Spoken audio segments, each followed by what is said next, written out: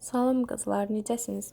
Bugün dəhlizdəki dolabımı yığıram. Bu videoda da sizlərə kitablarımı da göstərəcəm. Bu kitablar mənim təhsil aldığım dönəmdən də qalan kitablardır, yəni PDF-lərdir. Hal-hazırda istifadə etdiyim kitablar da var arasında, yəni MİQ imtahanına hazırlaşmaq üçün. Bir də dini və dünyəvi kitablardır. Bu şkafa həm də ayaqqabılarımı yığıram. Belə toy ayaqqabıları, nə bilim, gündəlik geyindiyimiz ayaqqabılar da yığılır. Bu qabı da göstərirəm ki, amma 6 dənə idi. Bəlkə bunun qutusunu çıxartdım. Bunları da 4 dənəsini bura qoymuşam qutuda. Qalanın ikisini qoymuşam hara? Kuxnadakı, mətbəxdəki şkafa. Onu da çıxardası olmadım sonra. Bu dolabın qapaqları səhv vurulmuşdu. Bu gördüyünüz bəzəkli qapaqlar qalmışdı, ortaya vurulmuşdu bu iki qapılı yerə. Yox, tək-tək olan yerlərə ağ qapılar vurulmuşdu. Bəzəkli qapaqlar qalmışdı bir kənarda, çünki içinin o petlə deyilən yeri var. O qapağı örtülüb açılmaq üçün bərkidən dəmirlər. Onlar yox idi, içindən çıxmamışdı. Atam gələndə bizə özü ilə bərabər o petlədən də aldı, gətirdi. Bu qapaqları da düzəltdi. Ona görə bu Zəhra deyirəm, burada deyirəm ki, Zəhra hər gün bu şkaflar tökür. Həqiqətən öz ayaqqabılarını, kitabları, o gün mənim stikerlərimi tökmüşdü. Yığmışam, o gözümdən qaçıb qapaqda yapışıqlı qalıb. Bu qapaqdakı ləkədə bu qapaq taxılmamışdı. Yəni korobkasında qalmışdı. Ona görə onu təmizləməmişəm. Elə atam vurdu şkafa qapağı.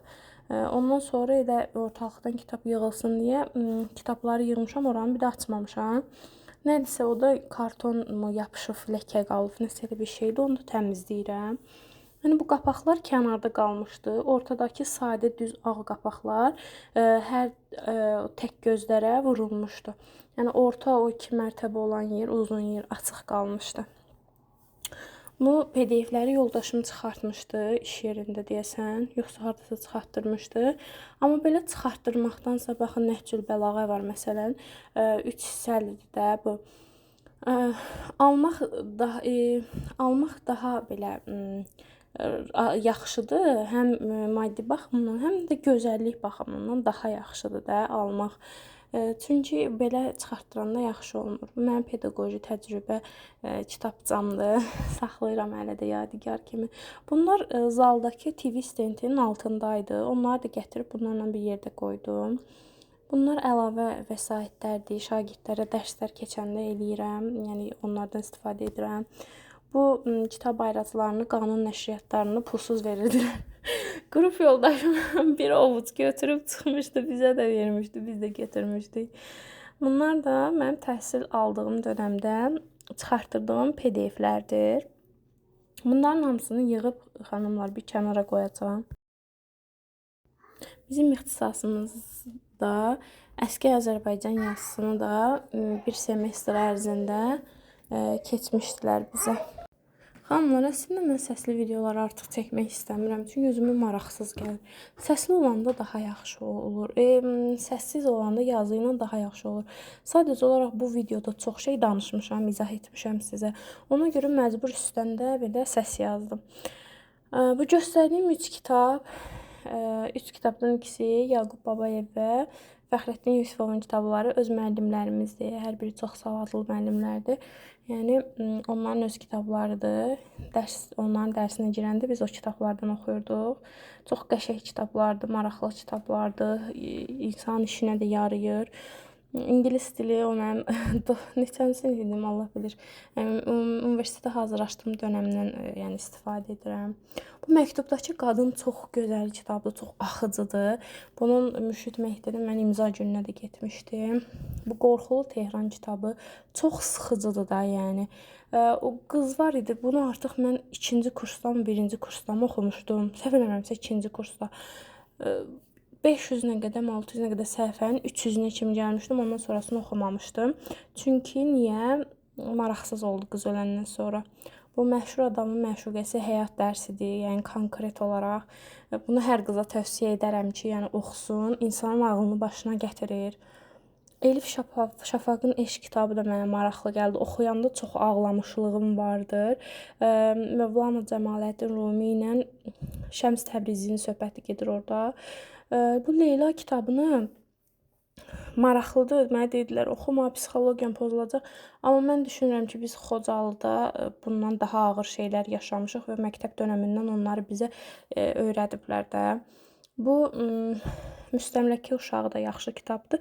İtirilmiş zaman kitabı var idi orada. O da ki, çox yaxşı kitabdır.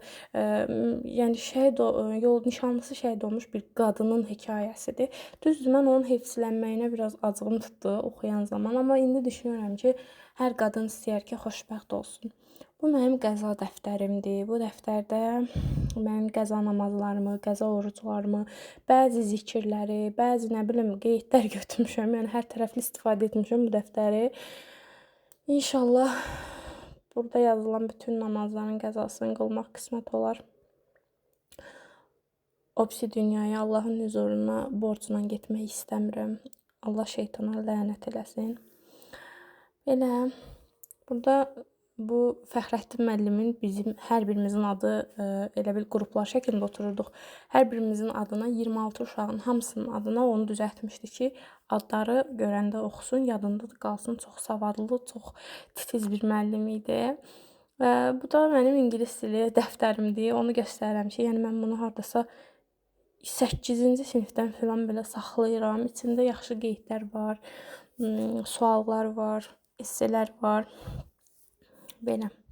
Yəni bu dəftəri saxlayıram ki, inşallah nə vaxtsa yenidən öz ixtisasıma daxil olsam müəllim kimi əlavə olaraq ingilis dilində öyrənmək istəyirəm. O da ki, hələ günümüz miq, ev işi, uşaq, nə bilim, ailə ilə keçir belə. İnşallah Allah istəyən hər kəsə nəsib eləsin işləməyi. Mən də işləyə bilim. Ondan sonra əlavə özümü inkişaf etdirmək də istəyərəm. Bizim albomumuz yoxdur, xanımlar. İstəyirəm düzəltdirəm, amma hələ ki fürsət düşməyib əlimə ki, gedəm düzəltdirəm də albomu. Bunlar bizim dini kitablarımızdır. Aşura ziyarətnaməsini ilk görüşümüzdə yoldaşım mən almışdı. Mən ona demişdim ki, mən danışırdıq dinlə. Deyirdim ki, mən istəyirəm ki, biləm Kərbəla zamanı, Kərbəla hadisəsində nələr baş verib, kim necə ölüb, kim kimdən əvvəl ölüb, biraz qarışıq idi ondan. Onu mənə almışdı. Artıq burada da yığmışam. Təbii ki də bunu yığmam elə bircə gün ki çəkmir. Zəhra həmişəki kimi, yəni töküb dağıdır. Özü üçün çıxardır, ayağını taxır. Mənim ayaqqabılarım, öz ayaqqabıları. Əslində xanımlar, istəyirdim bura həm ayaqqabı yığam, həm kitab yığam. Sonra dedim ki, istər-istəməz ayaqqabılar iyi olar, qoxu olar, toz olar, palçıq olar, nəysə də iyrəndim, yəni o hamısını bir yerə yığmaqda. Ona görə belə eləmək məcburiyyətində qaldım. Yəni kitablar da bura sığmırdı. Əlavə PDF-lər də gətirmişdim zaldan bildiyiniz kimi. Sığmırdı deyə orta gözü kitablara ayırdım. Yan gözlərində hərəsinə ayaqqabılar yığdım. Bunlar da hələ ki lazım olmayan PDF-lər, kitablar, dəftərlərdir. İnşallah bunları eləyəcəm, qoyacam bazanın altına. O mənim nəyimdir? 11-ci sinif bitirəndə eləyirlər, ondandır. Vinetka, hə. Bu isə anı qutudur, anı qutusudur. Burada məhəbbət mənim ən yaxın rəfiqəmdir. Onun mənə aldıqları və belə qızımın xəstəxanada qoluna taxdıqları var. O bilərcikdə mənə taxmadılar. Bu da qəlbimdə qalıb. Belə məhəbbətin, bacımın qızlarının mənə yazdığı məktublar, açıqcalar filan var bunun içində. Yəni belə. Bunları indi görək nə vaxt qoymuşam. Hə, qoydum. Yataq otağını yığanda bunları da qoydum. Kravatın, yəni yatağın bazasına qoydum. Belə. Biraz çox danışdım deyəsən. Amma bu videoları səsli çəkmişəm sizə, hamısını etdiyim zaman izah edərək. Amma ki, qapıyı da təmizləmişəm, bu arada sürtmüşəm setka ilə. Hə, səsli çəkmişəm, amma o səslər biraz qarışıqdır. Yanımda qız var, yanımda telefonda zənglə danışırdım ya rəfiqəmlə. Ona görə onun səsi filan da düşmüşdü. Dedim belə səs yazım, izah eləyim. Bundan sonrakı videolarım ancaq yazılı olacaq. Çünki özümün səbrim daralır. Bilmirəm, sizcə səsli olsun yoxsa yazılı? Məncə yazılı daha rahat olur. Həm də insanlar baxır. Belə səsli olanda qoyur oraya heç baxmır bəlkə də nə var, nə yox. Baxın Zəhər öz ampulasını da dağıdır indidən. Belə.